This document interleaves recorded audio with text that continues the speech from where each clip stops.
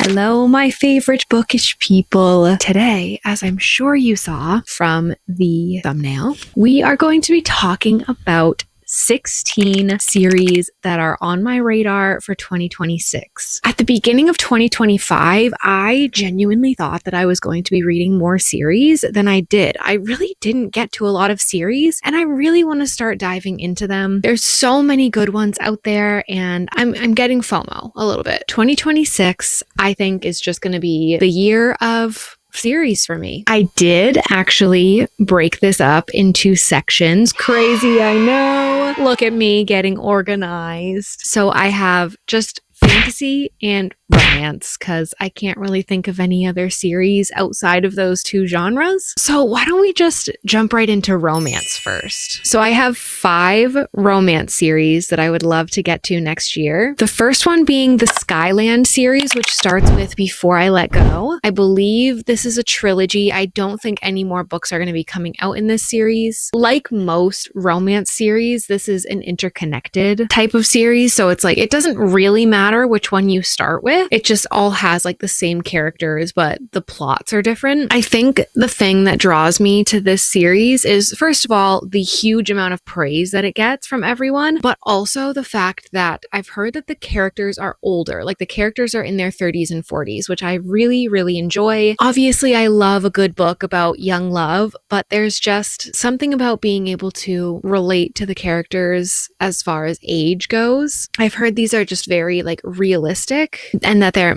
a little bit like sad. I just imagine them being like very real life. I think the first book is about a woman who is divorced and she has 1 kid, I think 1 or 2 kids, but she owns a restaurant with her ex-husband and like they're on good terms and they still like run the restaurant together. So it's kind of like a second chance romance. And then from there, I think the 2 other books that we have follow her friends from the first story. Truly, everyone just sings the praises for this series. I have been waiting for like almost a year and a half now. I've known about these books, so like I just need to get to them. I should say for most of these series, actually, I've known about them for quite a while and I don't know why I haven't picked them up yet, but 2026 is going to be the year. Anyways, the next series that I have on my list for romance is the Brown Sister series, and I think the first one starts with Get a Life, Chloe Brown. Again, this is just contemporary romance. I actually don't have any idea what the first book is about, but I think obviously it's following 3 sisters. Again, I don't think you have to read these in publication order. I think I probably will, but I really don't think it matters, honestly. Chloe Brown is a chronically ill computer geek with a goal, a plan, and a list. We love a type A girly. She's come up with 6 directives to help her get a life, and she's already completed the first, finally moving out of her glamorous family's mansion.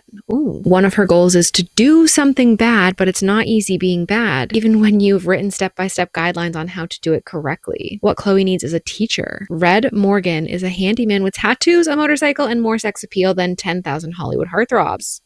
She enlists Red in her mission to rebel, and she learns things about him that no spy session could teach her, like why he clearly resents Chloe's wealthy background and why he never shows his art to anyone, and what really lies beneath his rough exterior. Actually, reading that description makes me even more excited. The concept of that, even outside of the romance, just is very intriguing to me. Like you have like those billionaire romances, and it's always like the man that's rich, right? But in this one, the woman is rich and the man resents her for being rich. Like that is like kind of relatable, honestly. So I'm currently 80% of the way through the last book in the Chestnut Spring series by Elsie Silver. So I would love to dive into the Rose Hill series, which is kind of like an interconnected series with Chestnut Springs. I know like a lot of the characters from Chestnut Springs end up showing up in Rose Hill. And again, I've heard really great things about this series, and I'm actually so surprised at how much I loved Chestnut Springs and like how sad I am actually to be almost done with this series. So I'm actually very excited that there's kind of like a little spin-off series where we might get to see our Chestnut Springs characters again and meet some new awesome characters. I know that if you've read Chestnut Springs, I think the first book is about Willa's brother, Ford. So yeah, I'm just very excited for this. The Chestnut Springs series was such like a great, it was a great palate cleanser. I feel like I use that term a lot, but it really was just the best. Like the writing is so easy and bingeable enjoyable to read. The romances were like the perfect amount of like fluffy, but also like real life. The men were obviously written by women, so they were perfect. And I just kind of am hoping and praying and thinking that Rose Hill will just be kind of the same for me. Next up, I'm still working my way through Abby Jimenez's backlist, so I want to read the Friend Zone trilogy. This is, again, another interconnected series. I don't actually know if there's a romance series that's not just like an interconnected type of series. I'm sure there is. But again, I have no idea what these are about. I have the third book on my shelf that I got from a little free library, but the first book is The Friend Zone, obviously. I haven't heard people talk about this one recently, but a couple years ago when people were talking about it, they were saying good things about it. And Abby Jimenez is just, I think that she's my favorite romance author, genuinely. I need to get into more of her backlist to make like a true determination, but I do really love her writing style. I love her banter is just so it's so good. It's like Emily Henry banter. Like I love Emily Henry's banter too so much, but I don't know. Abby Jimenez just like takes it to another level for me. I don't know. So in the first book, we're following Kristen Peterson, and she doesn't do drama, and she'll fight to the death for her friends and has no room in her life for guys who just don't get her. Same. She's also keeping a big secret, facing a medically necessary procedure that will make it impossible for her to have children. Planning her best friend's wedding is bittersweet for Kristen, especially when she meets the best man, Josh Copeland. He's funny, sexy, never offended by her mile-wide streak of sarcasm, and always has one chicken enchilada ahead of her hangry. Even her dog, stuntman Mike, adores him. The only catch? Josh wants a big family someday. Kristen knows he'd be better off with someone else, but as their attention grows, it's harder and harder to keep him at arm's length. I just love her writing so much. I feel like each book just gets better and better. I know that Abby Jimenez, I think, has a new release coming out in 2026 too, so I'll have my eyes out for that. And I do still need to read her most recent book, Say You'll Remember Me. Still, I really do want to get into her backlist to be able to say that I've read all of her books. And the last romance series that I want to talk about is kind of like romance and historical fiction and mystery thriller all mixed together. It's one that I've had my eye on for a very long time, actually. I'm very big into historical fiction, and I just think this will be right up my alley, but that's the Stalking Jack the Ripper series by Carrie Maniscalco. This is YA, and that does have me hesitating a little bit because I think the main character in this is 17, which it's fine. Like, I'm still gonna read it, but I don't know. It deters me a little bit, but I have heard very good things, and I have faith. I have faith that this will be right up my alley. I'm still gonna try it out. The Stalking Jack the Ripper series is a young adult mystery series by Carrie Maniscalco that follows Audrey Rose Wadsworth as she investigates serial killers in the late 19th century. The main series consists of 4 books: Stalking Jack the Ripper, Hunting Prince Dracula, Escaping from Houdini and Capturing the Devil, and a related novella, Becoming the Dark Prince, is also available. So yeah, I think she is just obviously investigating serial killers, and I know that this is very like romance based too. I think somehow a man ends up coming along, and I think they start working together. And as the series progresses, they just become like closer and closer kind of thing. I just think this has a lot of elements that I really enjoy. So I am very excited to try it out. I would love to know if you guys have read this particular series. I mean, I want to know if you've read any of these, but this one in particular, if you've read it, did it feel a little bit too YA for you, or did you not really notice that about it? Okay, let's move on to my favorite, and that is fantasy. I just put all of these in the fantasy genre. There's romantasy in here too, but I'm not going to separate those two. They all just fall under the fantasy category for me, and some of them might have a little bit of romance. First up is the Daevabad trilogy, starting with the City of Brass. This has been all over my For You page. I've been seeing it for months now. The covers really draw me in. They're absolutely beautiful. This series is based off of Middle Eastern folklore, which that alone, you've already grabbed me. The series is set in a world inspired by Middle Eastern mythology and follows characters like Nari, a con artist from Cairo, and Alizaid, the son of the Jinn King. as they navigate the magical city of Daevabad. The first book introduces Nari, a young con artist in 18th century Cairo who discovers she has magical abilities and is drawn into the hidden world of Jinn. Honestly, I don't really need to know anything else. It just sounds right up my alley. It sounds so good. Next, I am very much looking forward to and a little bit nervous to dive into the Mortal Instruments series. This came out in the early 2000s, I believe. Yeah, this came out in 2007, and it's about demon hunters, I guess. That's pretty much all I know. Again, I try not to learn too much about the series that I'm diving into because I feel like going in blind has really helped me in the past. If I know too much about a series, sometimes I don't really feel like I want to pick it up anymore, which is weird. But I know this is an absolute modern classic. I know so many people have read this, especially when they were young. This is YA again, but I've heard so many raving reviews about this. I've heard that this series has gotten a lot of people into reading back in the day. I think it's kind of like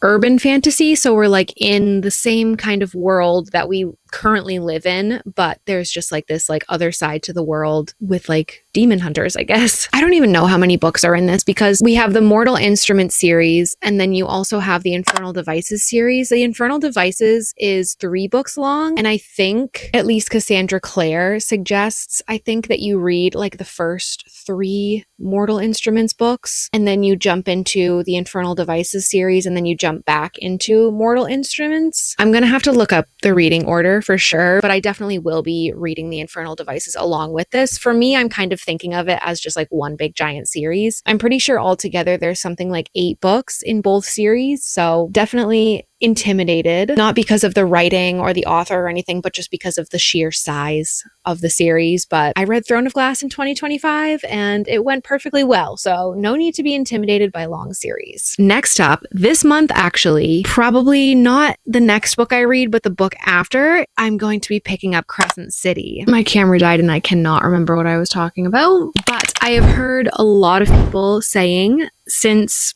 SJM posted on her Instagram account talking about how she just got done with the drafts of the next ACOTAR book. A lot of people are saying that the people who have not read Crescent City yet need to read it before reading the next ACOTAR book, or else we will be confused, which I kind of feel like is a lie because it's a whole separate series. And like, what if somebody like just wants to read ACOTAR and not the rest of Sarah J. Maas's work? But I do think that there is something to that. Like, I think that we will be tied in to whatever is going on, obviously, and we'll see the connections between the series. So I just really want that, and I really want all of Sarah J. Maas's books under my belt because I absolutely love her book so much. I am nervous about this one.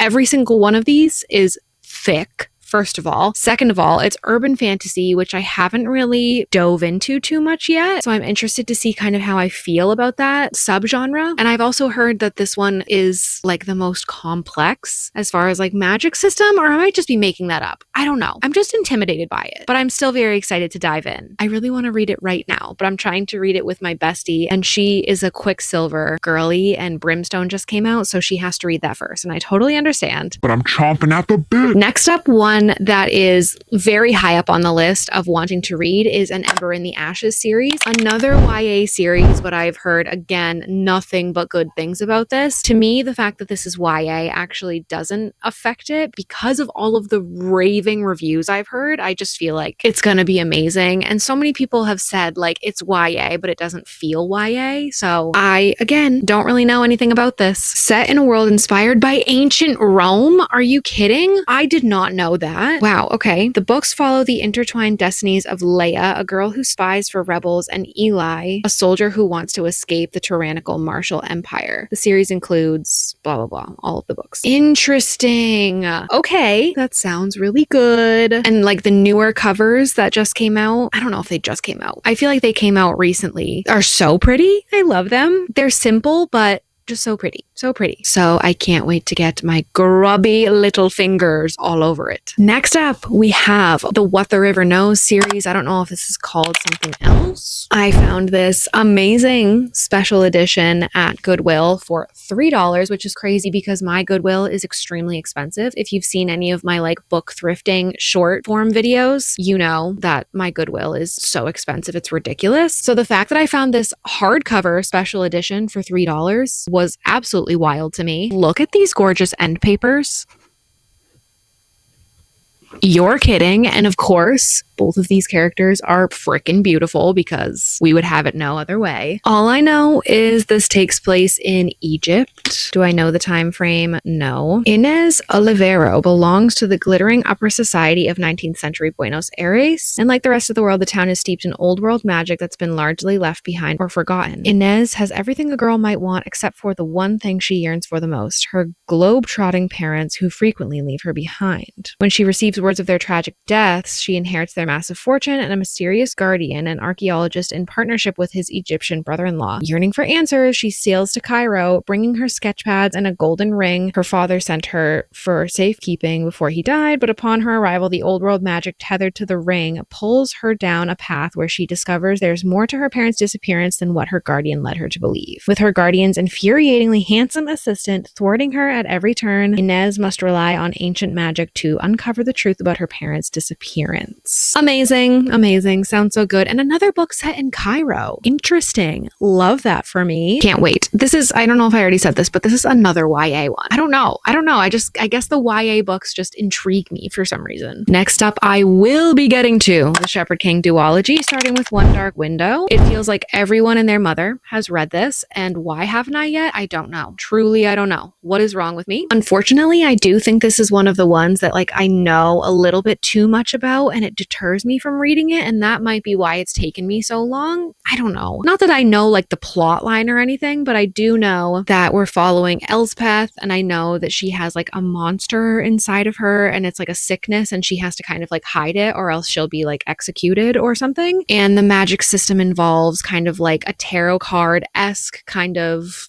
thing. I don't know exactly what the cards do, but I know each of them does something. And I also know that there's a little romance in this. I think a lot of people say not to go into this thinking that it's a romantasy and to kind of look at it like a fantasy book with like a mild romance plot, which is actually like what I love most. I love like a little subplot of romance. I think this will be right up my alley too, because I just love like a dark and eerie kind of story. And I think that's exactly what I'll be getting with this one. Next up, let's talk about the Saint of Steel series, starting with Paladin's Grace. I think this has 4 books, if I'm not mistaken. I believe this is like an interconnected romantasy, a fantasy romance series by T. Kingfisher about 7 paladins whose god suddenly died, leaving them to find new purpose. Oh, there's more planned. So I wonder if it's following like each paladin, because it says there's 7 paladins. The books follow the paladins as they navigate a world that no longer trusts them, deal with their trauma, and find new love and adventure. Interesting. Every single version of covers is stunning, but I think I especially love, I don't know if these are the UK covers or if they were like the first covers that came out, but like these ones,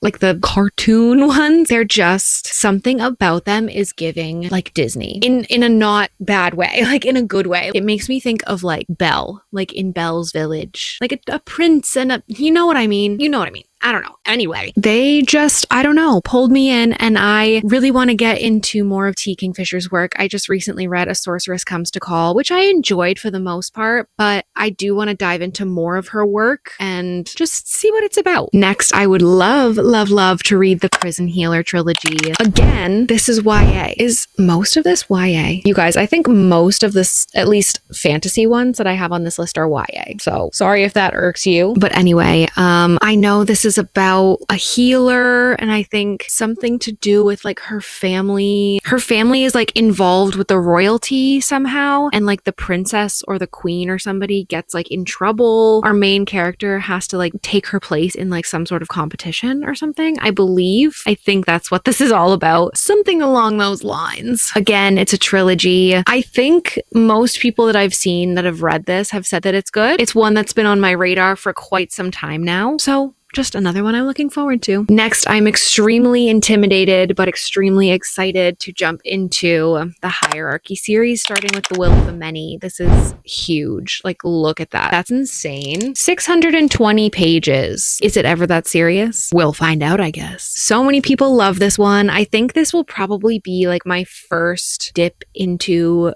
high fantasy, which I think again adds another layer of intimidation because I just have never read another high fantasy, so I'm just curious to see if it's going to overwhelm me or if I'm going to love it. All I know about this one is we're following our main character who is going to a college, but he's also like being a spy, and I think the magic system is based on will, so the more will that you have, the higher up in the hierarchy you are. And yeah, that's pretty much all I know and all I care to know because I just want to kind of dive in blind. And the last series that I want to chat about is the Legacy of Orisha, which starts with Children of Blood and Bone. Another YA series. I didn't mean for it to go that way. It just did. We're just going to be so for real, and I'm going to let you know right now, these books grabbed me just by the cover.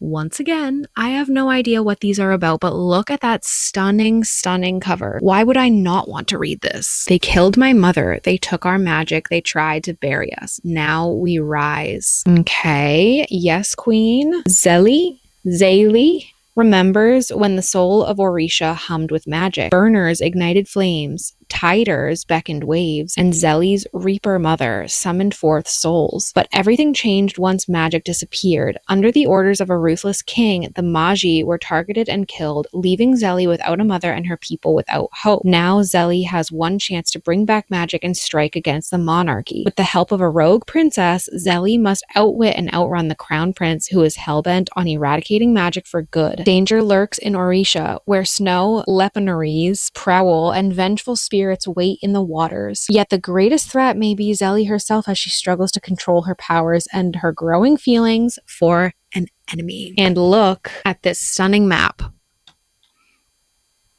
Just looks and sounds. Oh, even the hardcover is so pretty. Just looks and sounds absolutely perfect and amazing. These ones, again, are just a little bit intimidating because they're a little bit thicker. Not as thick as the Will of the Many. They just sound amazing. I probably sound like a broken record because I'm just saying, like, it sounds so amazing for every single series, but they truly do. Honestly, it was extremely hard to narrow down to 16 series that I wanted to get into because there's actually a disgusting amount of series on my mental TBR that I really want to get to. But I think those are just kind of like the ones that are on the top of my mind, the ones that I just kind of want to get to the most, the ones that I have the physical books for. So I should be reading them. Obviously, as usual, I need to know if you guys have read any of these or if they are also on your TBR. I want to know your thoughts and feelings about all of them. Let's chat all things series in the comments. If you guys know of any series that are like outside of the romance or fantasy genres, let me know, especially if it's like historical. I'm just like really getting into historical fiction lately, guys. But anyways, I hope you guys got some ideas for your TBR. Let me know what series are on your TBR for 2026. I'd love to know. I'd love to add a little more to my TBR because you can never have enough. But until next week, guys, bye!